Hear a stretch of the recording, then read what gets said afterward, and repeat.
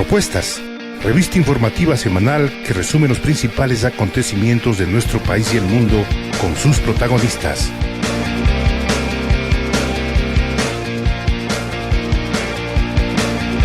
Propuestas con profesionales de la comunicación.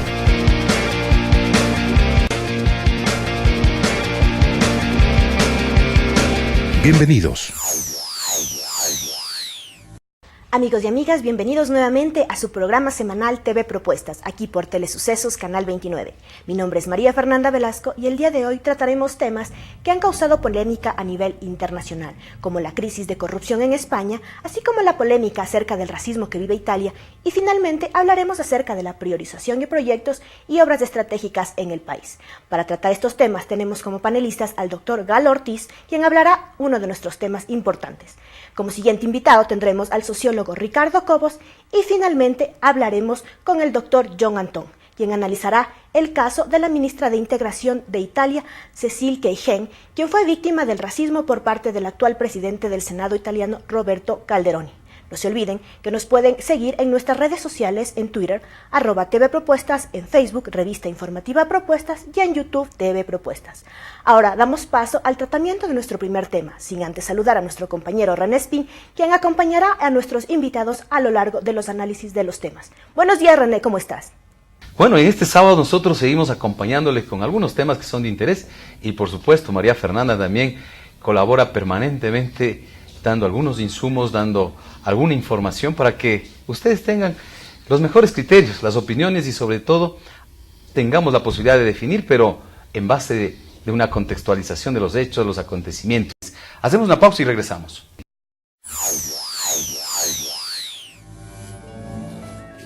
Nos alegramos tanto al escuchar historias como la de Cecilia, que hoy goza de una mejor salud al recibir atención ginecológica gratuita en la unidad móvil de la mujer. O la de Blanquita, que con una operación de reconstrucción de su oreja mejoró su calidad de vida. Por eso te invito a que descubras estas conmovedoras historias de vida en www.poramorapichincha.com y comparte el orgullo de ser pichinchano. Eficiencia y solidaridad.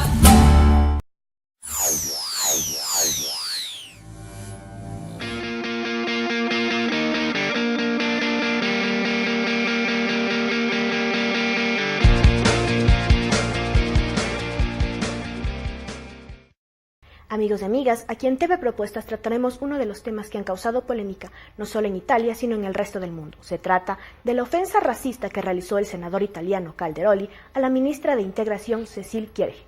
El pasado 15 de julio, el actual presidente del Senado italiano, Roberto Calderoli, hizo gala de discriminación y comentó en referencia a la titular de Integración Cécile Kyenge, quien es originaria de la República Democrática del Congo. Amo a los animales, a los osos, a los lobos, como es conocido, pero cuando veo las imágenes de Kyenge, no puedo dejar de pensar, aunque no lo digo que lo sea, en las facciones de un orangután. Las palabras proferidas por quien fue ministro de Gobierno durante la administración de Silvio Berlusconi, obviamente ha causado gran cantidad de críticas. Para analizar este tema, que realmente ha causado conmoción a nivel internacional, hablaremos con el doctor John Antón del Instituto de Altos Estudios IAEN. ¿Qué te parece, René, si vamos directamente con la entrevista? Buenos días a nuestros amigos que nos siguen todos los días, sábados a partir de las 7 de la mañana en Propuestas. En realidad para nosotros es una alternativa, una opción de estar en contacto con ustedes y abordando algunos temas de interés. Y justamente uno de los aspectos fundamentales que se han dado en estos últimos días y que ha estado dentro de la agenda de los medios de comunicación y también dentro de la opinión pública, es el tema del racismo en Italia, específicamente. Pero creo que es una manifestación que no solo se da en este país, sino también en otros ámbitos territoriales del globo terrestre, del planeta, del mundo, como lo quieran denominar. Y en ese sentido, nuestro invitado para el día de hoy es el catedrático del Instituto de Altos Estudios Nacionales, doctor John Antón, con quien vamos a abordar este tema. En realidad nos llamó la atención, creo que no solo a los italianos, sino a todo el mundo, de la forma en la cual el vicepresidente del Parlamento italiano trata a la ministra de Integración. Ese calificativo que en algunos años atrás, décadas atrás quizás lo utilizaban, pero se ha ido evolucionando. Hay una manifestación clara de lo que significa el desarrollo, el reconocimiento y la inclusión de todas las manifestaciones que tienen los grupos étnicos, igualmente sus manifestaciones culturales. Así que la primera pregunta de cajón, doctor Antón, es ¿cómo explicarnos que en pleno siglo XXI, donde realmente la sociedad ha avanzado bastante, sobre todo en el ámbito de los derechos humanos, en el ámbito de la inclusión, en el ámbito de reconocer que existe el otro también, este tipo de manifestaciones? Buenos días. Buenos días, René. No debemos sorprendernos. Realmente a mí no me sorprende la actitud de discriminación y prejuicio racial contra la ministra Cecilia Kyenge, en Italia, la ministra de Integración. Bueno, ¿y qué es Italia? Italia, junto con Inglaterra, con Francia, con Portugal, Alemania, Bélgica, participaron en 1877 del reparto de África e inauguraron una nueva era del colonialismo y del imperialismo en el mundo y la colonización de África. Entonces, hay una gran responsabilidad, ese es el primer hecho que yo quiero destacar. Hay una gran responsabilidad de Europa sobre África. ¿Sí? Y porque esta responsabilidad es que Europa subdesarrolló a África, la explotó y generó una dependencia muy, muy fuerte entre el siglo XIX, a finales del siglo XIX, y la Primera Guerra Mundial, y también prolongada hasta la Segunda Guerra Mundial, luego de los años 50 a los años 60, que se da el proceso de descolonización de África. Entonces, toda la riqueza europea se construye a partir del colonialismo de África. ¿Y qué tiene que ver esto con el racismo? Eso es importante. ¿Qué tiene que ver esto? Porque la ministra llega en 1987 o 1985 a Italia, pero es una demostración de las grandes migraciones que ha tenido África hacia Europa. ¿Por qué? Porque Europa empobrece a África, entonces África tiene que buscar alternativas y una de ellas para sobrevivir es emigrar fuertemente hacia Europa y buscar unas oportunidades. Ahora, cuando yo le decía a nosotros nos sorprende esto, es justamente recuperando algunos conceptos, sobre todo aquel que tiene que ver con el desarrollo. Se supondría que Europa tiene un paradigma, ese paradigma civilizatorio, ese paradigma del desarrollo de los países avanzados que están en el primer mundo. Entonces, desde esa perspectiva, obviamente, nosotros planteamos de que en realidad nos sorprende, ¿no? O sea, la primera justificación es geopolítica. O sea, la presencia de los africanos en Europa se debe a la misma circunstancia de colonización y de explotación y de discriminación que Europa ha generado sobre África. Ese es un primer elemento que quiero destacar, René.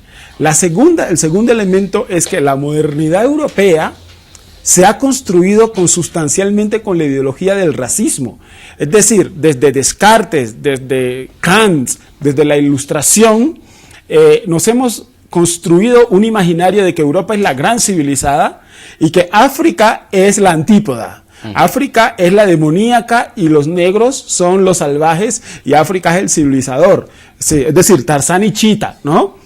Aranduy Taolamba, Mandrake, el mago y Lotario. O sea, hay toda una construcción eufemística de superioridad racial europea. Recordemos la teoría del superhombre. Así es. ¿Sí? Que los europeos se creen como los civilizadores, los grandes conquistadores, no solamente de pueblos, sino también de la mentalidad y la cultura. Ese es el segundo elemento. El primero es geopolítico y el segundo es filosófico. Entonces, lo que estamos viviendo, y por eso no me sorprende, es que en Europa todavía el racismo, como ideología de superioridad, de construcción de la modernidad, de la civilización europea, está en los primeros lugares de la mentalidad de los ciudadanos. Entonces, cuando ven una ministra de 49 años de la provincia de Katanga, en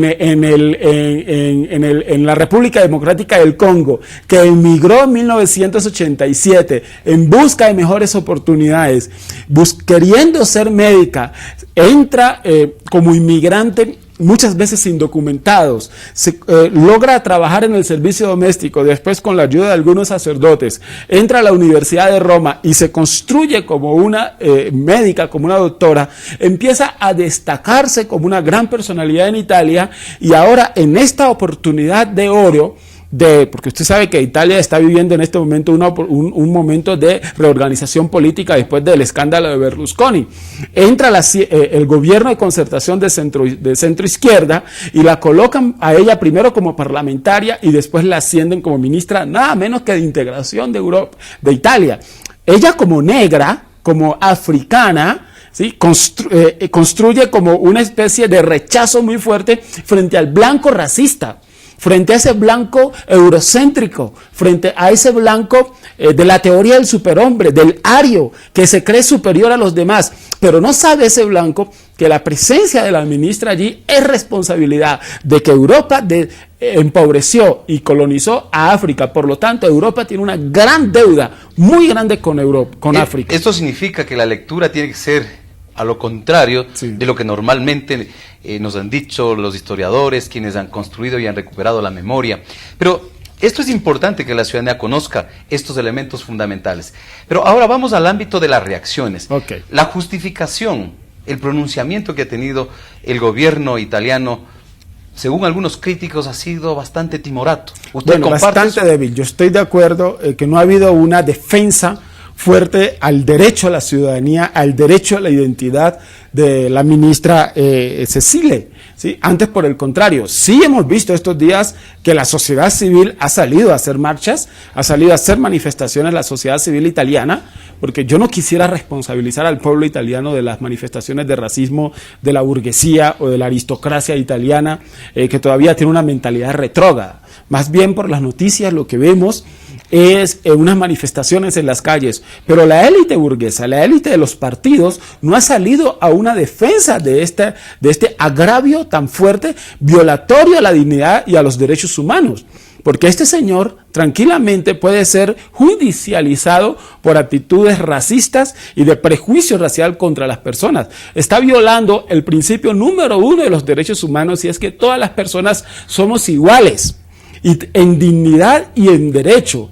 Y además de eso, si queremos hacer teología, todos somos hijos de Dios. Es decir, no existe diferencias entre los seres humanos. El concepto de raza es un concepto que ha sido ya extinguido desde las ciencias sociales. No hay superioridad. Para entender de que no hay superioridad racial desde las personas. Pero la raza como ideología, como construcción social, todavía existe. Los prejuicios raciales están a diarios, y sobre todo que los prejuicios raciales se mezclan con respuestas xenofóbicas, se mezclan con nacionalismos, se mezclan incluso con ideas muy peligrosas de nazismo, entonces, y de fascismo, porque recordemos que Italia viene de esta tradición fascista, ¿no? de Benito Mussolini, que compartía con el nazismo de Adolfo Hitler. ¿Y qué era lo que ellos planteaban? La teoría del superhombre. Los blancos son los grandes, son los iluminados, son los descendientes de los extraterrestres, los Anunnakis, y en cambio los negros son descendientes de los orangutanes de África, los cuales los Anunnakis llegaron en sus naves extraterrestres, cogieron a los monos y a los chimpancés y a los gorilas, hicieron traqueteos genéticos y ahí salieron los negros. Eso lo sostienen algunos ufólogos que peligrosamente auspician el odio racial en los países de Europa y de América. Claro, ahora John, en ese sentido, uno de los ejes fundamentales, sobre todo el periodo de la conquista, el tema de la colonización, tanto en el África como en América Latina, uno de los ejes fundamentales justamente fue el tema, entre comillas, de esa superioridad racial, ¿no? Y eso creo que en estos momentos aún sigue vigente. Por supuesto. ¿Cuáles deben ser las acciones? Si tenemos una reacción y un pronunciamiento bastante timorato, débil de las instituciones del gobierno italiano específicamente, ahora, ¿cuáles deben ser las reacciones de la sociedad civil? ¿Cuáles deberían ser todas esas actividades y esos pronunciamientos que lo deberían llevar adelante? Sobre todo también recordando toda esa trayectoria de grandes líderes como Martin Luther King, Nelson Mandela, que lamentablemente sus problemas de salud afectan, pero que son ejemplos en estos momentos y grandes referentes frente a este tipo de manifestaciones. La sociedad civil debe empezar a tomar un liderazgo frente a esto, porque posiblemente pueda seguir creciendo y consolidándose este tipo de manifestaciones y expresiones. Yo estoy esperando un pronunciamiento de las Naciones Unidas, del Comité para la Eliminación, el Comité Internacional para la Eliminación de la Discriminación Racial y el Racismo, el CERD, que tiene su asiento en Ginebra. Yo estoy esperando una reacción de, del secretario general de las Naciones Unidas, el señor Ban Ki-moon, de condena fuertemente frente a un acto de racismo tan abierto. Pero no solamente espero una condena de las Naciones Unidas frente al acto de racismo a la ministra Cecile, sino que también estoy esperando una protesta de Naciones Unidas muy enérgica frente al caso de racismo abominable de contra Evo Morales. Por poco condenan a Evo Morales, un presidente de una nación respetuosa como es Bolivia, lo condenan a morir en una situación extraña porque le estaban impidiendo que su avión aterrizara y se abasteciera de combustible. ¿Qué hubiera pasado que si no hubiesen dejado aterrizar en Austria al avión de Evo Morales? Posiblemente estaríamos viendo un magnicidio o qué sé yo. Estamos frente a una situación que hay que condenar. La sociedad civil mundial tiene que reclamar el derecho a la dignidad de cada ser humano, porque cada ser humano, lo dice Kant, es auténtico en sí mismo. Ahora bien, hay instrumentos internacionales de fuertes combates a la discriminación racial, como es los instrumentos de la Declaración y el Plan de Acción de la Tercera Cumbre Mundial contra el Racismo, celebrada en Sudáfrica en el 2001. Claro, y frente a esto también, ¿cómo interpretar el manejo de los medios de comunicación? No de todos, pero sí de algunos, sobre el hecho, sobre este acontecimiento que se produjo en... Bueno, pongamos un ejemplo. ¿Quiénes tienen los medios ¿Quién es el dueño de los medios de comunicación en Italia? ¿Sí? Berlusconi, en su mayoría. Enrico Berlusconi, no, en su mayoría casi que el 90%, ¿sí? Y esos medios de comunicación representan los intereses de una burguesía blanca, eurocéntrica, racista. Por lo tanto, no es muy esperanzador que los medios de comunicación que son dueños, cuyos dueños son las élites burguesas y blancas, sean responsables frente a una actitud como es este racismo abominable, no solamente a la ministra, sino a tantos inmigrantes africanos y latinoamericanos que hay en Europa. Recordemos, hace poco lo que sucedió en España, hace 3 años, al caso de la niña ecuatoriana que fue golpeada en un metro en Madrid. O sea, todos los días nosotros estamos viendo actos de racismo. Lo que sucedió actualmente con el caso en los Estados Unidos de este señor blanco que asesina a un joven afrodescendiente que iba a comprar una gaseosa, pero el jurado lo absuelve automáticamente. Y la posición del presidente de Barack Obama, que ha sido bastante tímida, en el sentido en que al principio él dijo, ese acto tiene que llegar hasta el final, pero cuando ya la justicia se pronuncia, bueno, la justicia es una institución de la democracia y por lo tanto ahí ya no hay que hacer nada. Creo que estamos en deuda con estos actos de discriminación y racismo. Bueno, creo que también nosotros vamos a estar en deuda porque se nos acabó el tiempo. Este es un tema sumamente crítico que debemos abordar con la profundidad del caso y sobre todo con una responsabilidad. Sabemos que el tema del racismo ha sido un aspecto histórico, se ha manifestado en diferentes momentos de la historia, también en diferentes formas. Pero para eso invitamos y terminamos este diálogo con el doctor John Antón, quien es catedrático del Instituto de Altos Estudios. En una próxima oportunidad podríamos profundizar más aún el racismo en América Latina, sería interesante también, y qué pasa en nuestro país. Hacemos una pausa y regresamos.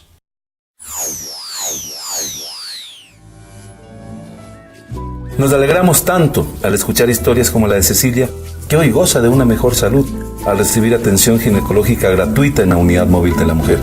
O la de Blanquita, que con una operación de reconstrucción de su oreja mejoró su calidad de vida. Por eso te invito a que descubras estas conmovedoras historias de vida en www.poramorapichincha.com y comparte el orgullo de ser pichinchano.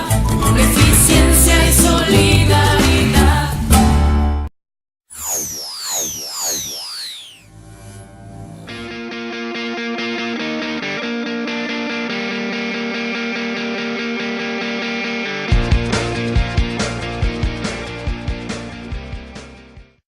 España tras crisis de corrupción. Según el Diario del Mundo de Venezuela, 5 son los escándalos de corrupción que sacuden a España, los cuales en los últimos años han destapado casos de irregularidades administrativas que involucran importantes figuras públicas, entre ellos el presidente de gobierno Mariano Rajoy y su familia real. Entre estos casos tenemos papeles de Bárcenas, delitos contra las haciendas públicas, blanqueo de capitales y cohecho que imputan a Luis Barcelas, quien fue gerente y tesorero del Partido Popular de España durante la década de los 90 y el 2010. Caso Emperador. 2 empresarios y 3 familiares del rey Juan Carlos fueron imputados por el juez de la Audiencia Nacional por participar presuntamente en el blanqueo de capitales de una red china encabezada por los empresarios Gao Ping a través de las cuentas bancarias en Suiza. Los casos de expedientes de regulación de empleos falsos. Se trata de una presunta red de corrupción política relacionada a la Junta de Andalucía, que aplicó prejubilaciones irregulares a través del procedimiento conocido como ERE, Expediente de Regulación de Empleo, contemplado por la legislación española, a la cual recurre una empresa que pasa por una mala situación económica para despedir a los trabajadores. ¿Qué te parece, René, si vamos a nuestro primer invitado para hablar sobre este tema?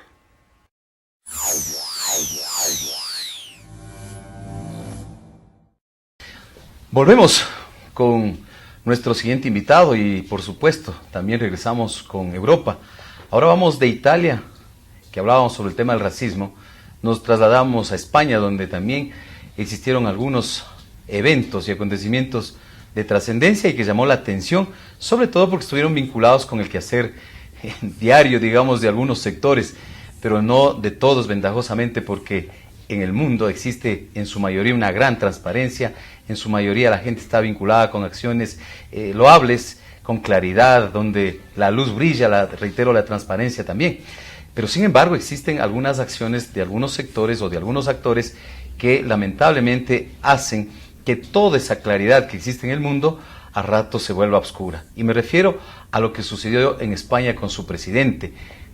Esto ha llevado una serie de acontecimientos, de movilizaciones, de criterios, pero sobre todo nos ha llevado a que nosotros reflexionemos sobre cómo se maneja la institucionalidad, cómo se manejan las organizaciones políticas, cómo se manejan también algunos aspectos que están relacionados también con el mundo comercial. Pero hoy nos vamos a focalizar estrictamente en el ámbito de la corrupción del cual ha sido acusado el presidente de España, para saber exactamente cómo entender este tipo de manifestaciones, este tipo de acontecimientos. Tienen y manejan el poder, están en la presidencia de la República Española, tienen una serie de instrumentos, sin embargo todo esto como que se vuelve oscuro. Y doctor, sociólogo antes que doctor, así nos hacía la aclaración, hoy hay que tener bastante cuidado, nos decía el sociólogo Ricardo Cobo, con quien vamos a abordar este tema de la corrupción en España, sobre todo en el ámbito público y más en lo alto que es el tema de la presidencia de la República. ¿Cómo entender esto cuando en realidad tienen todo y a la vez existe este tipo de manifestaciones? Bienvenido. Gracias. Y gracias por invitarme a tu casa a platicar un momento. Debemos entender esto haciendo un poquito de historia, porque el asunto de España que ha brotado y que está en la punta del iceberg en este rato, y que nos sitúa directamente en lo que es el tema transparencia, que ha sido un tema que nos ha movilizado desde la sociedad civil, aquí en el Ecuador, por ejemplo. Recordemos esos brotes que surgieron posterior al salvataje bancario. ¿Por qué nombro el salvataje bancario de esta época negra del Ecuador? Porque existe una cierta similitud, cuyo factor constante y del que se derivan de las aplicaciones de las recetas neoliberales en la economía europea. Entonces tenemos una Europa en crisis, y España particularmente, en crisis, que es el tema que estamos discutiendo, que no es el único, porque es una crisis que viene casi con efecto dominó. Lo más crítico que se está dando en Grecia, ¿sí? Que acaba el Parlamento griego aprobar el despido de 4.000 trabajadores y para el próximo año de 11.000 más trabajadores. ¿Sí? Entonces, para tener una idea de la profundidad que hay de esa crisis y que lo que significa todo este recetario neoliberal. También esa crisis se expresa en la misma Italia, ¿sí? Y en Portugal, España, ¿sí? no está exento Francia, ¿sí? El país que, digamos, pretende mantenerse a flote dentro de esta crisis, Alemania, que hace el papel como de jerarca de la troika, que está dando de donde salen y emanan estas recetas. Esto ha ido como elemento corrosivo, minando las bases mismas, ¿sí?, de la democracia y el Estado español. Nosotros vivimos algo similar. Entonces, este sistema bipartidista prácticamente, apoyado desde incluso la monarquía española, hace crisis, porque están involucrados tanto el PP de Rajoy, el presidente, que es el partido dominante ampliamente en el Parlamento, y también lo involucra al PSOE. ¿Cuál es el punto que eclosiona? Y es algo que deberíamos nosotros los ecuatorianos también considerarlo y reflexionarlo, que es el financiamiento de los partidos políticos. Porque los papeles Bárcenas que están hoy en boga y que involucran directamente a Rajoy como presidente y a la élite del PP, ¿sí?, también aparecen vinculados todas estas complicidades casi, ¿sí?, estos entendimientos no explícitos con el PSOE, ¿sí?, que tienen que ver de cómo se financian los partidos políticos. En el Ecuador, por ejemplo, también igual es un tema que está en el misterio. Hay que profundizar aún más. Hemos avanzado en lo que es el control de gasto electoral, que es prácticamente una variable. Pero no nos preguntamos todavía, cómo se financian los partidos políticos.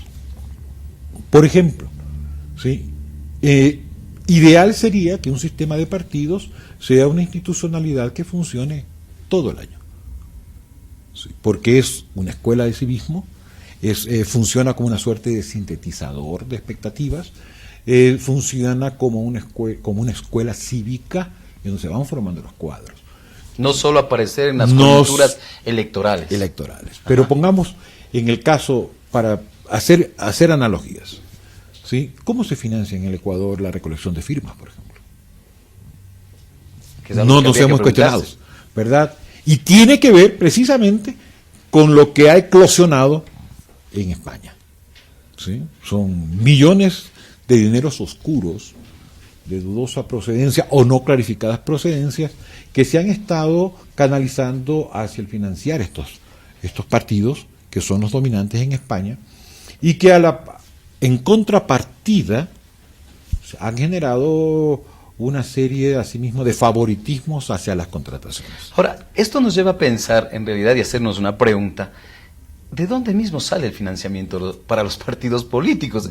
O sea, no sé si usted tiene alguna información, pero sería interesante profundizar en esto.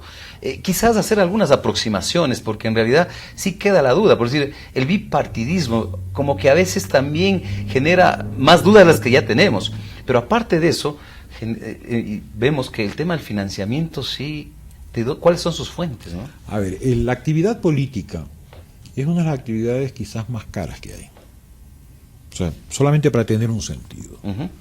Usted, para poder entrar a la política en buena forma, requiere mucho tiempo, requiere desplazamientos, requiere un cuerpo de cuadros políticos que se desplazan a provincias, que promocionan la organización, ¿sí?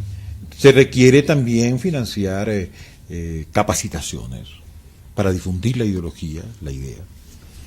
Todo esto cuesta dinero, ¿sí?, ingentes cantidades de dinero. A mayor tiempo de actividad política, sí, mayor cantidad de dinero.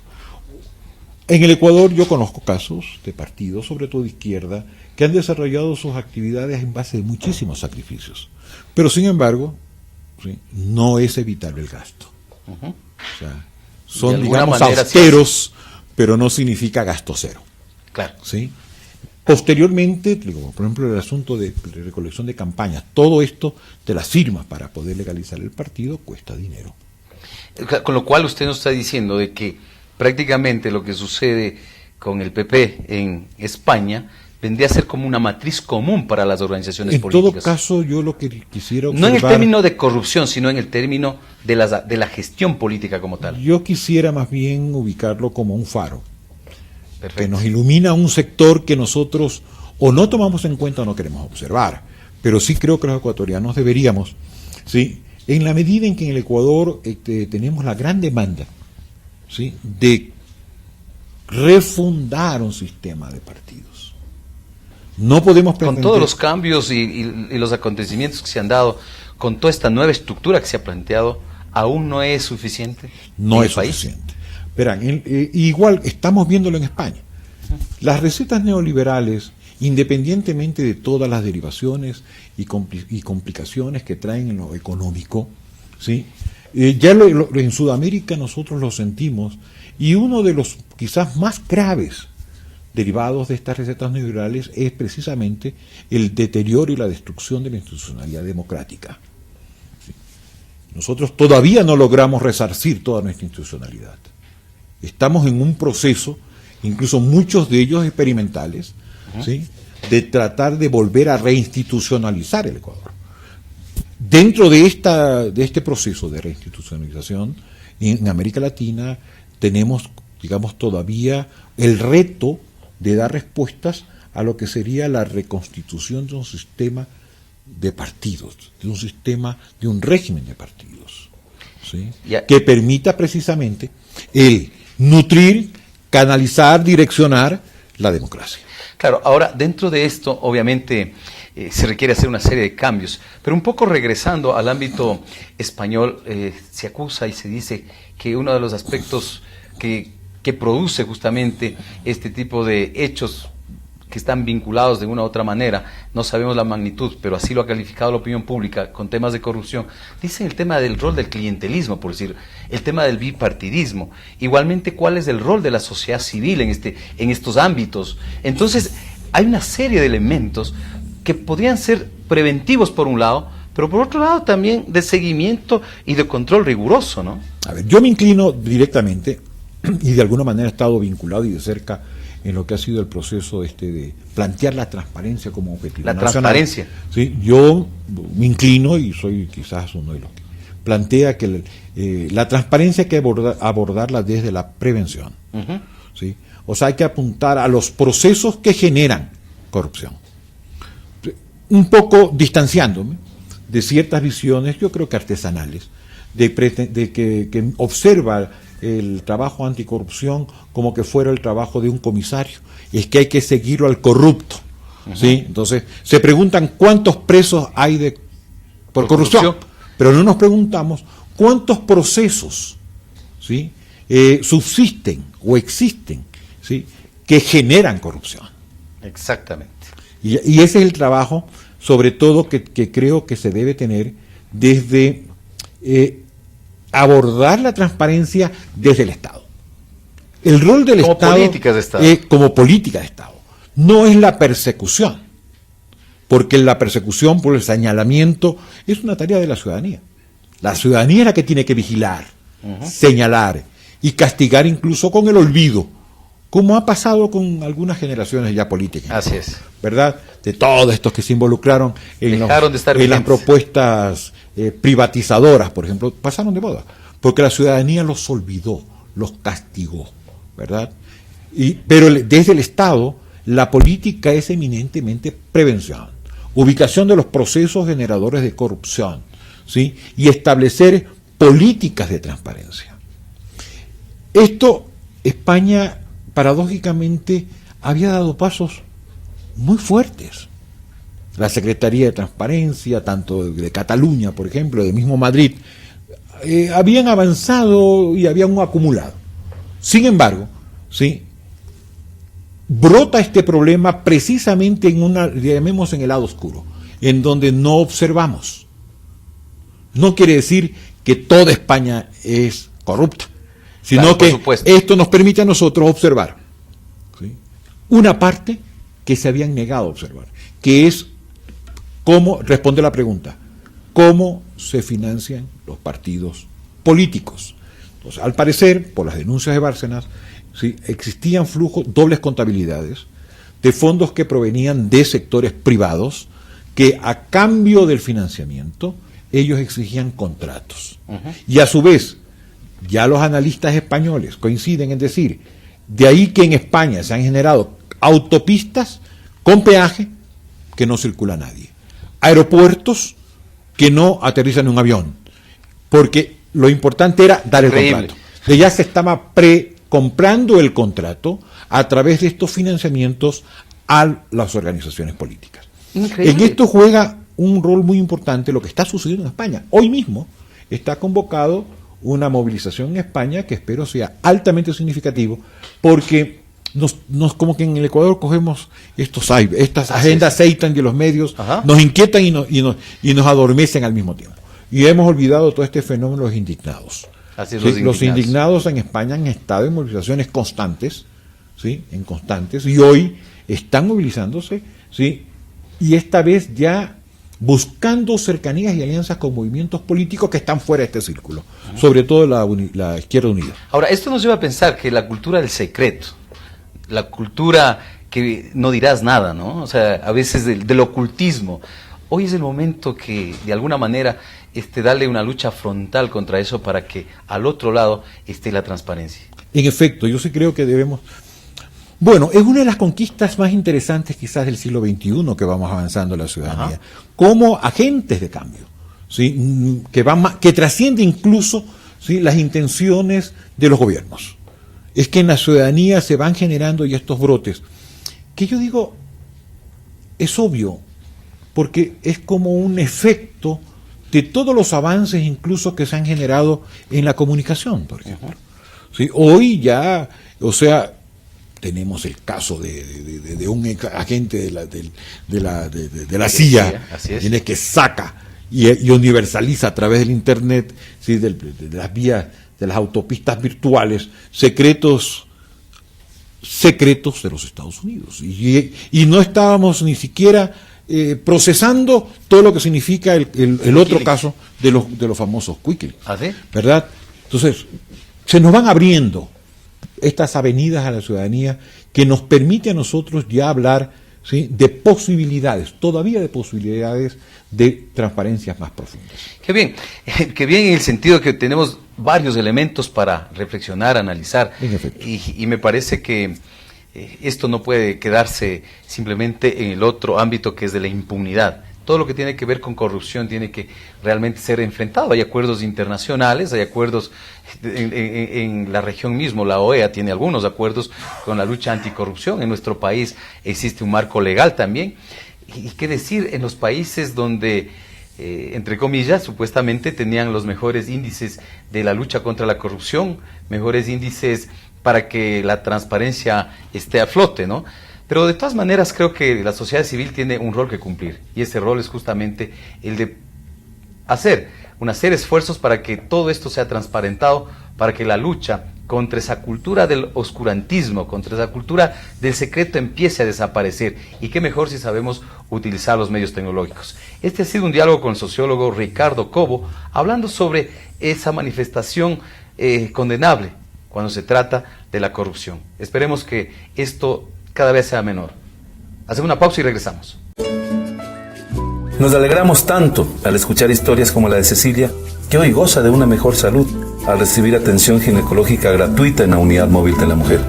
O la de Blanquita, que con una operación de reconstrucción de su oreja mejoró su calidad de vida.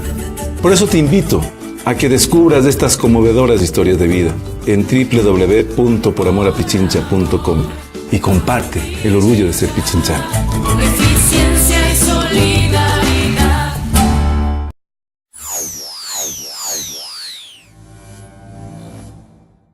En nuestro segmento cultural, como les contaba la semana anterior, la Casa de la Cultura Ecuatoriana Benjamín Carrión se ha unido a nuestra familia de TV Propuestas, con un segmento acerca de la cultura. Les invito a ver esta nota interesante que nos ofrece la Casa de la Cultura Ecuatoriana. Veamos.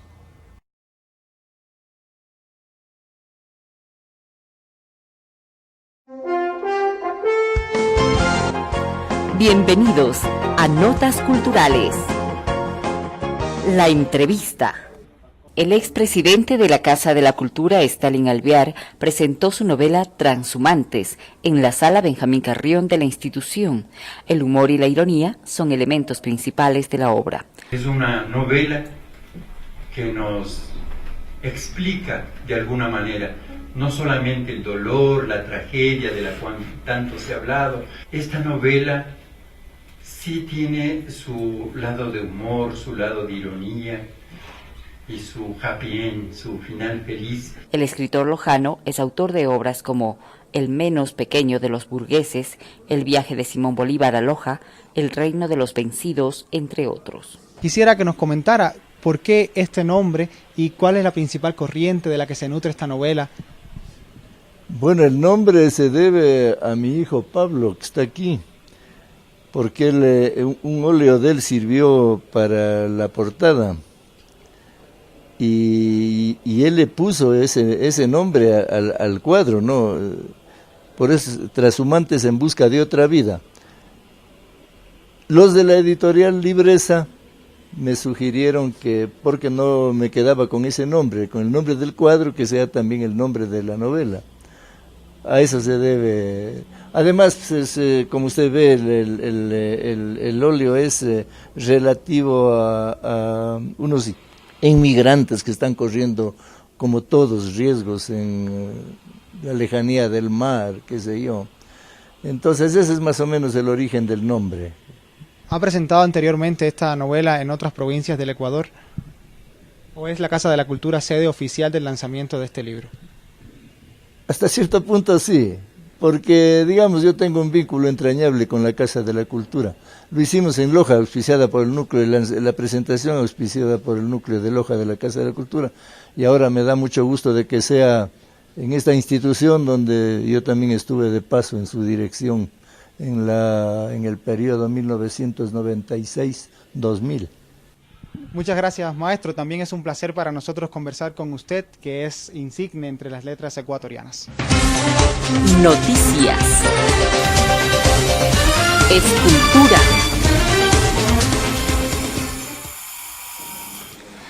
En la Casa de la Cultura Ecuatoriana se desarrolla el tercer simposio de escultura en mármol en los espacios verdes de la institución.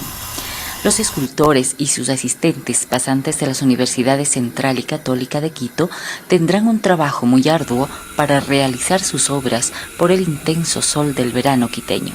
El arte, si es que sirve para algo, es para sensibilizarnos, para hacernos mejores, para arreglar la vida, esa vida que siempre está desarreglada de alguna manera. Con ocasión del encuentro, los participantes esculpirán cada uno de ellos una obra en un periodo de 10 días, que darán como un patrimonio para el Ecuador. Los colores de Tigua. Cuando el arte brota del cuerpo porque sí, sin estudios, sin nociones del valor, el arte se hace humilde y sublime a la